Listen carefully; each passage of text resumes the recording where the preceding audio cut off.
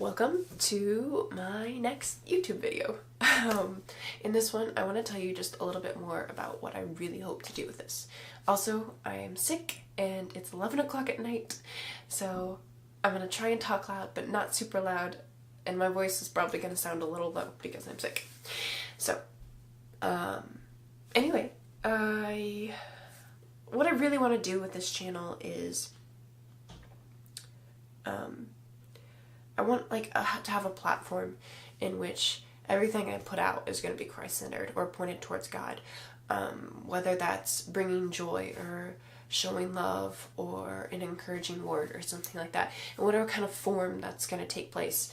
I'm sure I'll fall into a groove of the specific kind of videos I want, but that's really my main point, is just to point all the glory towards God and hopefully bring people to Him with this channel.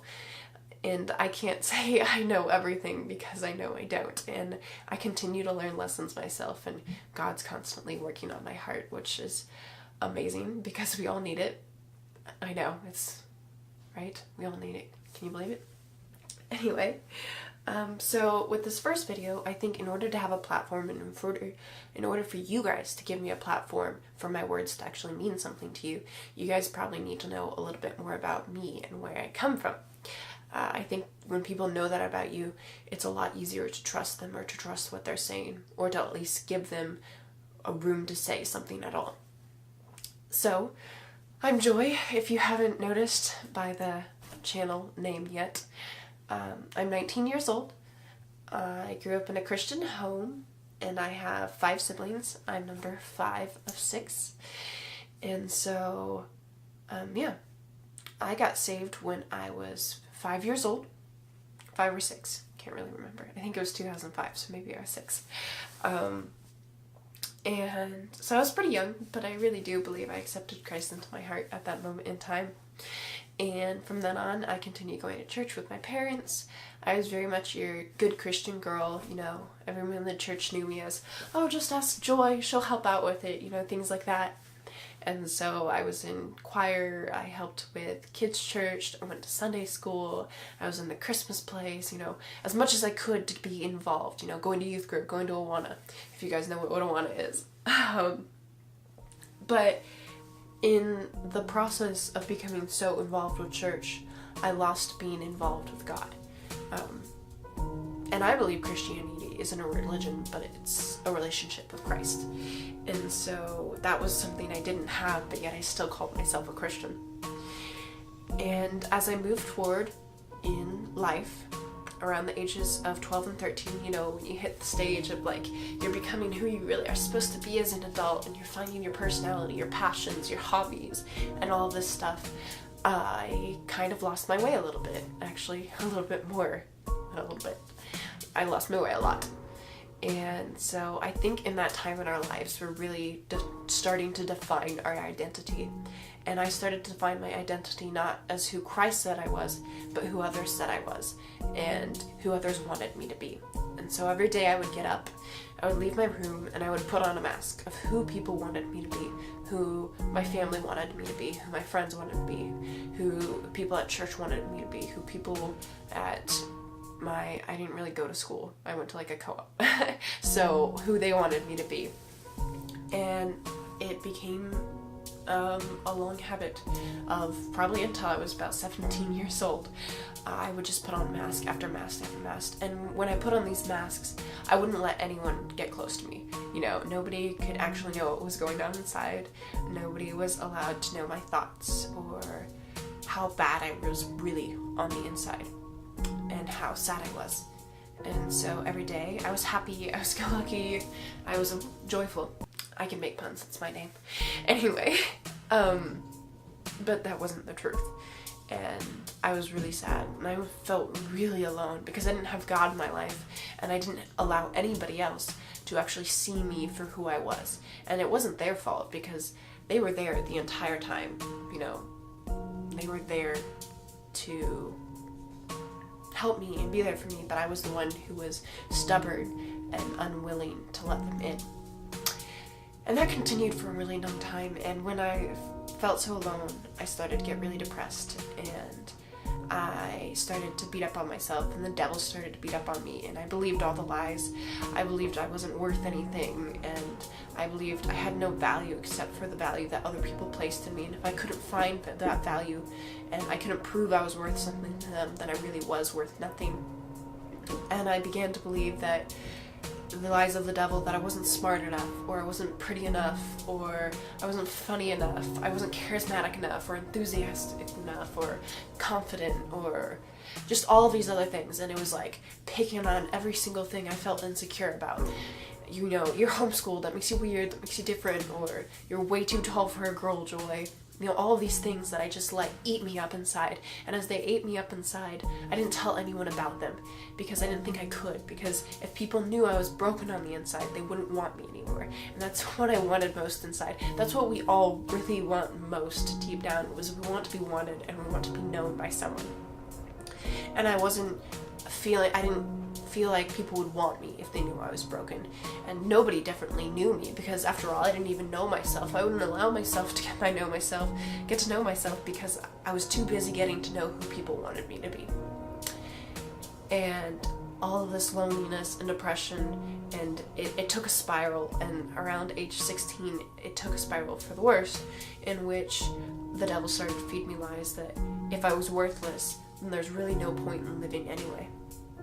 And those were some heavy thoughts to have, especially when you weren't willing to tell anyone else about them. And I just remember that, you know, I was so scared that night. The night that those thoughts hit in my head, the immediate thing I did was pray. I was like, I don't know what this is, and I don't want it. But those thoughts continued. I let them continue for a little while until the devil kind of gave up with them, because I was like, no, that's not me. I don't want that. I know there's something more in life.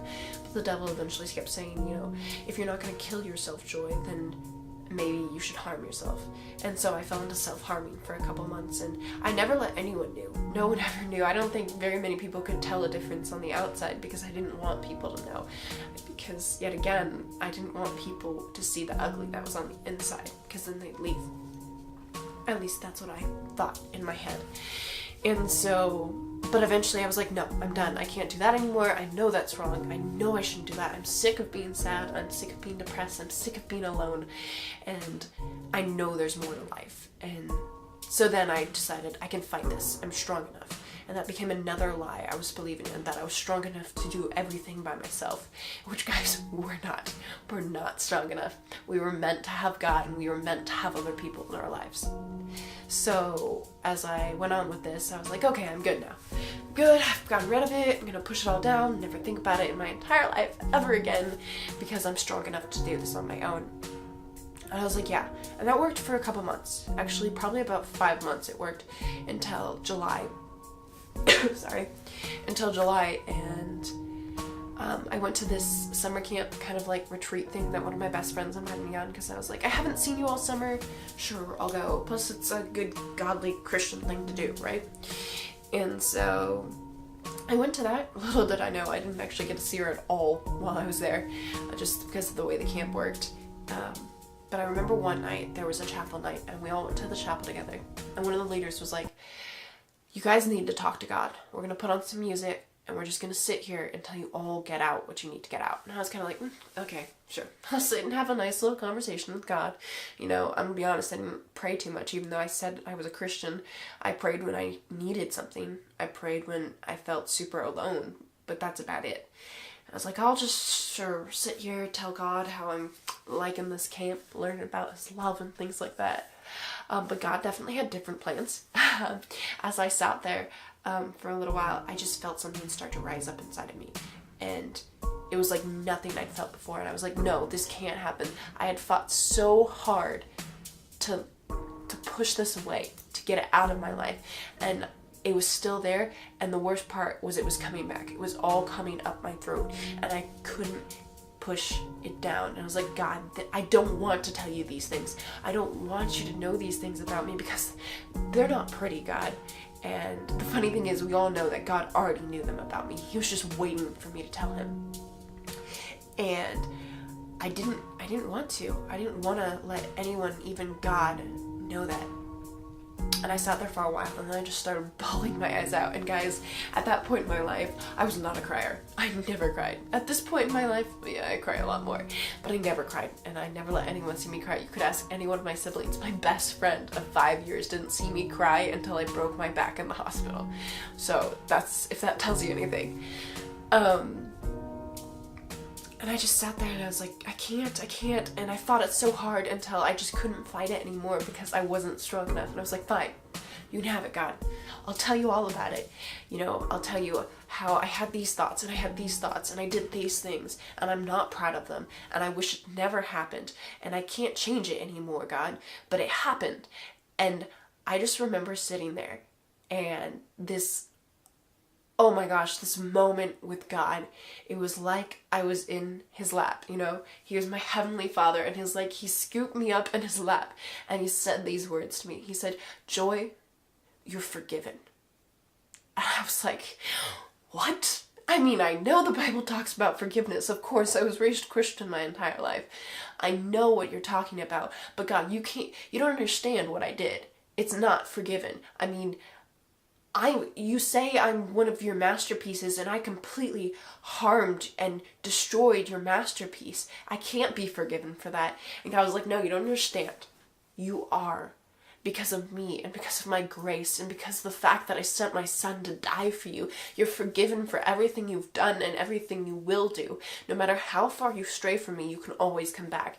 And I was so overwhelmed at that moment, guys. But I was like, as soon as I accepted that fact in that moment, that God had forgiven me for those things, that he had loved me through those things and still loves me and will always love me, I sat in that moment and felt peace. Like no other peace I have ever felt before in my entire life. It was like I was a little kid again, and it was like every worry and stress I had inside of me just completely melted away. I was like, okay, this is it. This was good. This is the moment I needed with God. And I sat there a little bit longer, you know, still bawling my eyes out because I couldn't believe what had just happened. And then something else started coming up. I was like, no, God, you don't understand. I gave it all to you. I told you everything, you know? And he's like, no, Joy, there's something else. And I was like, there can't be much else. I told you everything. He's like, Joy, I need one more thing from you. And I was like, God, I literally just gave you my entire broken heart. Every ugly part of me I gave to you. And he's like, no, Joy, the last thing I need is for you to forgive yourself, just like I've forgiven you. And I stood there for a moment and I defiantly said this to God. I was like, no, I'm not forgiving myself. And then God kindly told me, he was like, Joy, me, the creator of the world, the creator of you, God of the universe, has forgiven you. Who are you to not forgive yourself? And I was like, okay, good point, God. That was a good point. And I'm gonna be honest, I made a decision in that moment to forgive myself, but it took a lot longer than just a moment to forgive myself for that. It took me an entire year after that to heal from that until I was eventually able to preach and tell people about that story of mine. And that was my final moment of healing. He was like, Joy, you need one last thing. You need to tell people.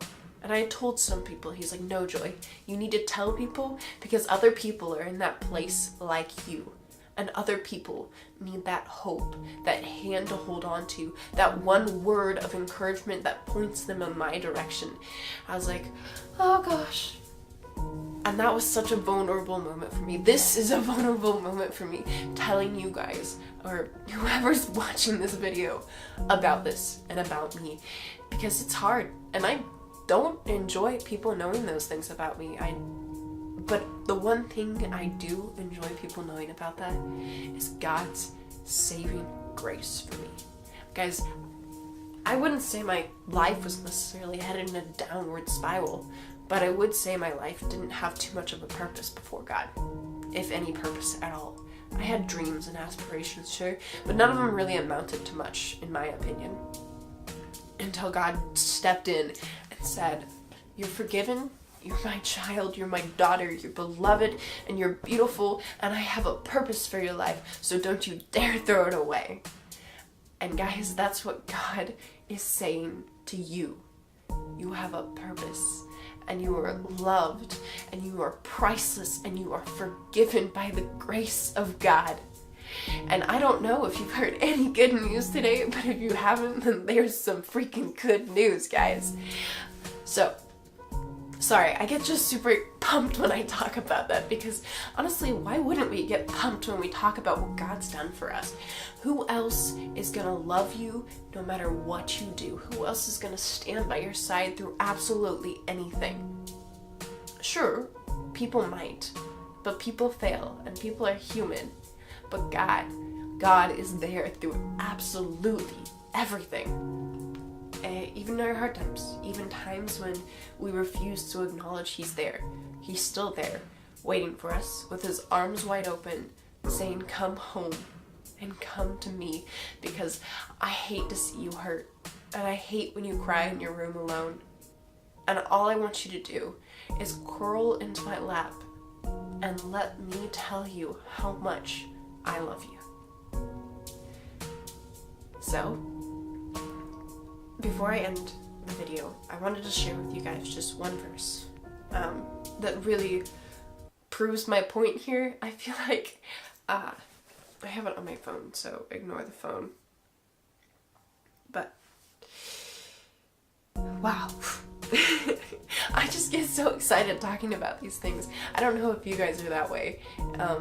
And if you aren't yet, I really hope you get to that point, because I don't think there's anything that fires me up more than in-depth conversations about God's love for us, or God's grace for us, you know, or God's purpose for us. So, the verse is 2 Corinthians 12:9. But He said to me, my grace is sufficient for you, for my power is made perfect in weakness. Therefore I will boast all the more gladly about my weakness, so that Christ's power may rest on me. And guys, oh my gosh, God is made so strong in our weakness. And for a while I had a hard time accepting that, because I have a problem with my pride, and I really like to do things on my own with no one's help. But that can be a different video and a different lesson.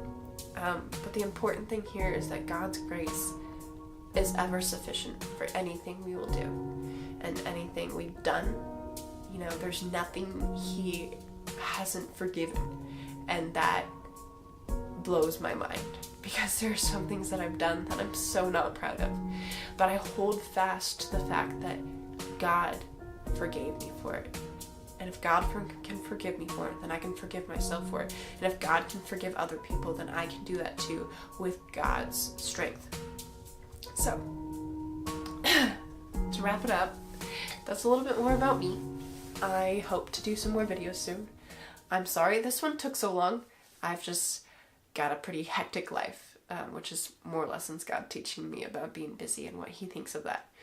But if you guys want to go ahead and like, subscribe, and share, because that's what people say on YouTube, right? And then I also have an Instagram page. I believe it's _joy_louise_. And I'll link it down below. Hopefully I can do that. I think I can. And then on there, I'll probably post more often than I post videos, though I want to start posting videos more often. I want to at least get in once a month. I hope to do more than that, but once a month is definitely a goal. But on the Instagram page, I also post my random thoughts at night that, you know, just have revelations, and I'm like, oh my gosh, I have to share this with someone.